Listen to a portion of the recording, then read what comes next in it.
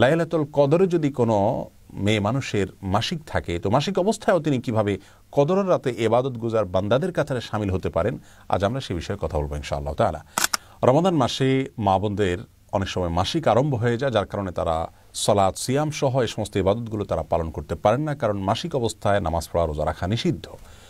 তখন একজন মা বোন রমাদানের ইবাদত বন্দেগীর মাধ্যমে কিভাবে তিনি রমাদানকে সার্থক করতে পারেন, আজ আমরা সে বিষয়ে কথা বলবো ইনশাআল্লাহ।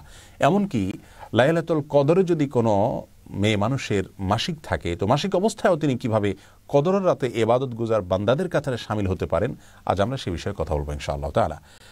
রমাদান মাসে হঠাৎ করে মাসিক আরম্ভ হয়ে গেলে অনেক মা বোন কান্নাকাটি করেন, মন খারাপ করেন, তাদের কষ্ট লাগে। এই কষ্ট লাগা ইসলাম শরীয়তের দৃষ্টিকোণ থেকে প্রশংসনীয়, কারণ ইমানদার ব্যক্তি ভালো কাজ করার পরিকল্পনা ছিল কিন্তু করতে পারেননি, এরকম পরিস্থিতিতে এসে তার মধ্যে কষ্ট লাগা কাজ করবে, সেটা তার ইমানদারিত্বেরই পরিচয় বহন করে। তিরমিজি বর্ণিত হাদিসে এমনটি বলেছেন নবী সাল্লাল্লাহু আলাইহি ওয়াসাল্লাম। তিনি ইরশাদ করেছেন, মান সাররাতহু হাসানাতুহু ওয়া সাআতহু সাইয়্যাতুহু ফাহুয়াল মুমিন। যে ব্যক্তির ভালো কাজ তাকে আনন্দ দেয় আর তার মন্দ কাজ হয়ে গেলে, ভুল কিছু হয়ে গেলে পরবর্তীতে তার কষ্ট লাগা কাজ করে, এই ব্যক্তি তো ইমানদার, এটাই তো ইমানদারিত্বের পরিচয়। আম্মা জান আয়েশা রাদিয়াল্লাহু তাআলা আনহা নবী করিম সাল্লাল্লাহু আলাইহি ওয়াসাল্লামের সাথে যখন হজে ছিলেন, হঠাৎ তার মাসিক আরম্ভ হয়ে গেল, অথচ তখন হজের যে ফরজ তওয়াফ সেটি বাদ ছিল আর মাসিক অবস্থায় তওয়াফ করা যায় না, তখন তিনি কান্নাকাটি করা শুরু করলেন। নবী করিম সাল্লাল্লাহু আলাইহি সাল্লাম তাকে সান্ত্বনা দিলেন যে আল্লাহ তাআলা ফয়সালাকে মেনে নেওয়া এটাও একটা ইবাদত, এবং আর বিকল্প তিনি কি কি কাজ করতে পারেন সেগুলো তাকে পরামর্শ দিলেন। অতএব মুসলিম মেয়েদের মধ্যে ইবাদত করতে না পারার কষ্ট এবং দুঃখবোধ তাদের ভিতরে যদি থাকে, জাগ্রত হয়, তাহলে সেটি প্রশংসনীয়, সেটি নিন্দনীয় নয়। তবে সেটি যদি হাউতাসের পর্যায়ে চলে যায়, ভৎসনার পর্যায়ে চলে যায়, তাহলে কিন্তু আবার সেটি গুনাহে পর্যবসিত হতে পারে। সাধারণ দুঃখ লাগা বা কষ্ট লাগা এটা হতেই পারে, বরং ভালো। একজন ঋতুবতী নারী রমাদান মাসে ঋতু অবস্থায়ও যেভাবে তার ওই সময়টাকে তিনি সফল এবং সার্থক সময় হিসাবে কাটাতে পারেন এবং রূপান্তর করতে পারেন, তার জন্য আমরা কয়েকটি পরামর্শ দিতে চাই। প্রথম পরামর্শ হলো, আল্লাহর ফয়সালা মেনে নেওয়া এটা কিন্তু ইবাদতের গুরুত্বপূর্ণ একটি পার্ট, বরং মূল পার্ট বলতে পারি আমরা। ইবাদতের মূল কনসেপ্টটাই হলো আল্লাহ রাব্বুল আলামিনের সমস্ত আদেশ নিষেধ, আল্লাহর সমস্ত সিদ্ধান্তগুলোকে মেনে নেওয়া। অতএব আপনাকে আল্লাহ রাব্বুল আলামিন মাসিক দিয়েছেন, অসুস্থতা দিয়েছেন, শারীরিক দুর্বলতা দিয়েছেন, আল্লাহর এই ফয়সালাকে যদি আপনি হাসি মুখে বরণ করে নেন, তাহলে এটা কিন্তু একটা বড় ধরনের ইবাদত হয়ে যাচ্ছে। বিধায় সেটিকে আমাদের মাথায় রাখতে হবে, এবং সেই সাথে এও মনে রাখতে হবে যে নবী সাল্লাল্লাহু আলাইহি ওয়াসাল্লাম ইরশাদ করেছেন, কোনো ব্যক্তি যদি সুস্থ অবস্থায় কোনো ইবাদত করে থাকে, হঠাৎ তিনি অসুস্থ হয়ে যান, যেটা তার হাতে নয়, এমন কিছু সমস্যা চলে আসে, তখন সুস্থ স্বাভাবিক অবস্থায় তিনি যে ইবাদতবন্দি করতেন, অসুস্থ এবং অস্বাভাবিক পরিস্থিতিতে পড়ার কারণে যে ইবাদত করতে পারছেন না, আল্লাহ তাআলা তাকে স্বাভাবিক অবস্থায় যে ইবাদত করতেন সেরকম সওয়াব দান করবেন। অতএব মন খারাপ করবার মতো বিষয় নয়, এবং অস্থির হয়ে ব্যাকুল হওয়ার বা ভৎসনা করার মতো বিষয় নয়, বরং সবর করতে হবে, আল্লাহর ফয়সালাকে মেনে নিতে হবে। দ্বিতীয় পরামর্শ হলো, নবী আলাইহিস সালাম বলেছেন, মান হাম্মা বিহাসানাতিন ফালাম ইয়ামালহা। যে ব্যক্তি কোনো ভালো কাজ করার প্রতিজ্ঞা করেছে, প্ল্যান করেছে, কিন্তু করতে পারল না, ফালাহু বিহা হাসানা, তাহলে সে যে ভালো নিয়ত করেছিল এই জন্য তিনি কিন্তু সওয়াব পেয়ে যাবেন।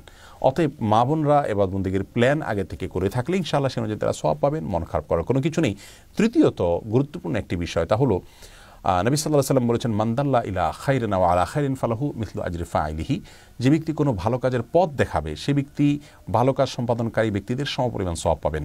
মা বোনদেরকে আমরা বলবো যে আপনি নামাজ পড়তে পারছেন না, রোজা রাখতে পারছেন না, কিন্তু পুরুষদের রোজা রাখতে আপনি হেল্প করছেন, তাদের সাহর ইফতারের ব্যবস্থা করছেন, আপনি তাদেরকে সাহরি খেতে ডেকে দিচ্ছেন, রোজা রাখার জন্য সন্তানদেরকে উদ্বুদ্ধ করছেন, নামাজ জন্য তাদেরকে ডেকে দিচ্ছেন, জামাতে শামিল হওয়ার জন্য তাদেরকে সাহায্য করছেন, সময় অনুযায়ী তাদেরকে স্মরণ করিয়ে দিচ্ছেন।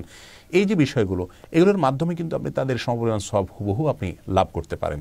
সেই সাথে কিছু ইবাদত আছে যে ইবাদতগুলো আসলে সাধারণ অবস্থায় আমার দ্বারা করা হয়ে ওঠে না, এমনকি পুরুষরাও, আপনার বাসার পুরুষরাও হয়তো করতে পারছেন না, সেই ইবাদতগুলোকে আপনি টার্গেট করুন করে মাসিক অবস্থা সেগুলো করুন, তাহলে পুরুষদেরকেও আপনি পিছনে ফেলে সামনে অগ্রসর হয়ে যেতে পারেন। যেমন আত্মীয় স্বজনের হক আদায় করা, বিভিন্ন সময়ের যে জিকিরগুলো আছে, রাতে শোয়ার যে দোয়া আছে, জিকির আছে, সকাল সন্ধ্যার দোয়া জিকির আছে, শুক্রবার দুরুদের আমল আছে, এরকম আরও অনেক আমল আছে যে আমলগুলো স্বাভাবিক সময় আপনি যা করেন, এই সময়টাতে এই সুযোগে আপনার সালাত সিয়ামের দায় নেই, জিম্মাদারি নেই, সেই জায়গা থেকে আপনি আরও বেশি করে এগুলো করতে পারেন। তাহলে ইনশাআল্লাহ আপনার এই মাসিকের সময়টাকে আপনি বরং আরও সফল সময় হিসাবে রূপান্তর করতে পারেন, পরিবর্তিত করতে পারেন। যে কোনো দোয়া দুরুদ, জিকির আসকার, তাসবিহ তাহলিল, ইসলামিক বই পুস্তক পড়া, ইসলামিক নলেজ অর্জন করা, এগুলো করা যেতে পারে। কোরআন কারীমের তেলাওয়াত শুনতে পারেন আপনি। তেলাওয়াত করা যাবে কিনা এটা নিয়ে মতপার্থক্য আছে। জমহুর বা বেশিরভাগ ওলামা ইকরাম বলেছেন করা যাবে না, অনেক ওলামা ইকরাম ইবনে তাইমিয়া রাহিমাহুল্লাহ সহ অনেকে বলেছেন করা যাবে। তো কোরআন তেলাওয়াত আপনি না করলেও কোরআন তেলাওয়াত শুনতে পারছেন, অন্যের তেলাওয়াত শুনলে সম্পূর্ণ সওয়াব পাচ্ছেন। সেই সাথে আপনি অভিনব এবং ভিন্নতর যে ইবাদতগুলো অন্য সময় করার সুযোগ হয় না, সেগুলো এই সময় আরও বেশি করে আপনি করার স্কোপ পাচ্ছেন, সেটাকে আপনি সর্বোচ্চ ভালোভাবে কাজে লাগাবেন। অনেক মা বোন মাসিক বন্ধ হওয়ার ঔষধ নিয়ে মাসিক বন্ধ করেন যাতে ইবাদতবন্দি করতে পারেন। এটি জায়েজ আছে কিনা?